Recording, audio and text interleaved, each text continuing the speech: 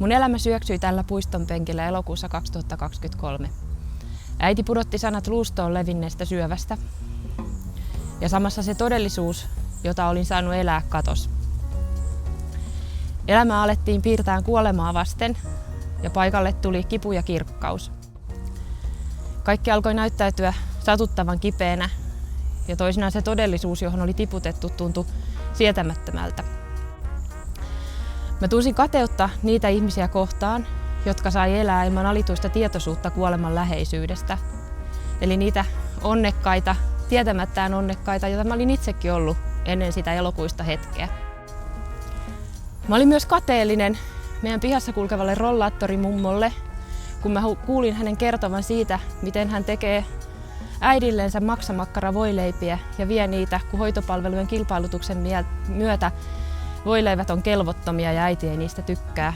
Ja hänen äitinsä oli 100-vuotias. Ja mä olin kateellinen siitä, että toi ihminen, joka on mua tuplasti vanhempi, niin silläkin on äiti, josta se saa pitää huolta. Mä olin ajatellut aikanaan, kun mummu oli hoitokodissa, ja mä tunsin alituista syyllisyyttä siitä, että mummu on siellä, vaikka hän vahvasti toivoi, että halusi mennä kotiin jo. Ja sitten kun häntä vei kotiin, hän ei olisi ikinä halunnut lähteä sieltä. Hän aina illalla kysyi, että mihin sitä nyt ollaan oikein tähän aikaan lähdössä. Ja sitten hävetti kertoa, että niin, mummo, me mennään sinne hoitokotiin, sinne paikkaan, mihin sä et haluaisi.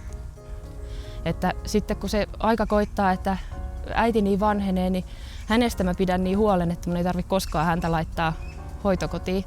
Ja mä olin jotenkin laskelmoinut sen niin, että koska äidin äiti ja hänenkin äitinsä oli eläneet 90 hujakoille, niin ja vielä naisten keskimääräinen eliniän odote, että mä jotenkin hölmösti ajattelin lukemia siinä.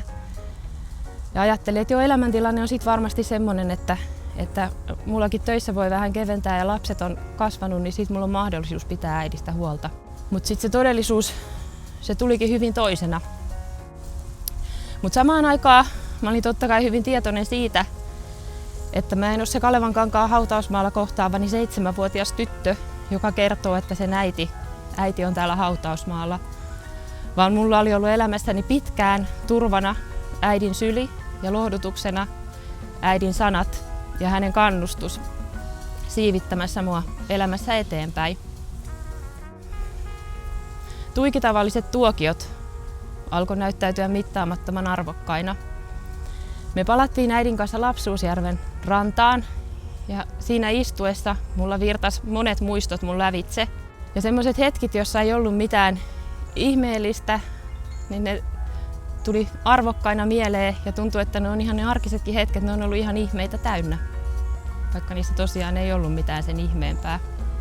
Ja mä kattelin sitä lähisaarta, mikä siellä järvessä oli ja mietin niitä monia kertoja, kun mä olin lapsena uinut sinne. Se oli aika kaukainen saari ja joku on sanonut, että se on ihan hullutta, että meidän äiti on antanut meidän uida sinne, mutta äiti vaan aina sanoi, että uitiin joskus äitin kanssa ja uitiin joskus ilman äitiä. Ja äiti vaan sanoi, että sit jos väsähdät, niin kellut, et ei siinä ole mitään hätää, että sit vaan kellut, kun et enää jaksa. Niistä äidin sanoista mulla oli pitkään ollut elämässä myös semmoinen Kyllikki-Villan sanonta, että muuta ei elämässä tarvita kuin uimataitoa, luottamusta, että vesi kantaa. Ja mä mietin sitä siinä, että nyt tässäkin hetkessä, että pitäisi vaan jotenkin kellua, että eihän tässä että kyllä tässä jotenkin jaksaa, että ei tässä ole mitään hätää. Sitten mä en oikein enää tiennyt, että miten tässä kaiken keskellä kellutaan, että miten tässä jaksaa eteenpäin.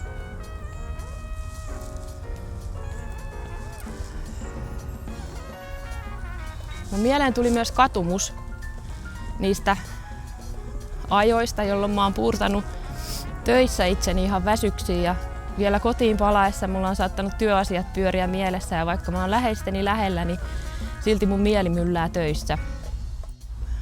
Jotenkin olin antanut parhaani itsestäni siellä työpaikalla ja sitten mä tulin uuvuksissa kotiin ja saatoin olla kärttynyt ja väsynyt. Ja sitten jotenkin, kun se elämän tiimalasi ilmestyi alituiseen sinne näkyviin, niin sitten alkoi katuun sitäkin, että on joskus sitten ollut niin, että antanut vasta sitä viimesijastansa, mitä itsestä on jäljelle jäänyt, niin läheisille. Ja että mieli on tosiaan pyörinyt paljon niissä työasioissa, vaikka on ollut läheisten lähellä. Ja mä tajusin sen, että mä oon hetkessä korvattavissa töissäni, mutta korvaamaton mä oon äidilleni tyttärenä ja tyttärelleni äitinä. Vaikka me toisin luullaan, niin me ei täällä elämässä harvoin saamme ansiomme mukaan. Äiti ei olisi ansainnut mun mielestä liian terveellisinkin elämäntapoineen sitä parantumatonta sairautta osakseen. Ymmärsin sen, että niinhän se on monissa elämän kriisitilanteissa, niin sairastumisissa kuin vaikka työttömyydessä ja tällaisissa, että harvoin ihminen saa sitä, mitä se ansaitsee, vaikka me toisin tunnutaan välillä luulevan ja uskovan.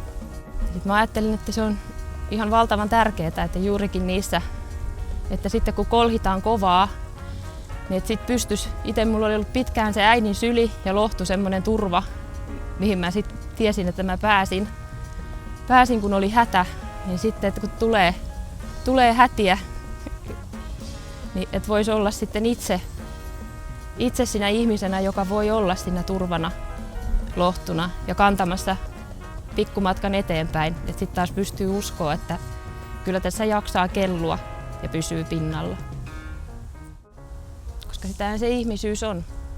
Toinen toistaa vuoroin kantaen, kun toinen ei jaksa, niin vähän matkaa antaa tukea ja se toinen taas jaksaa. Ja sitten voi itse nojata välillä, kun tuntuu, että nyt mä en enää jaksa.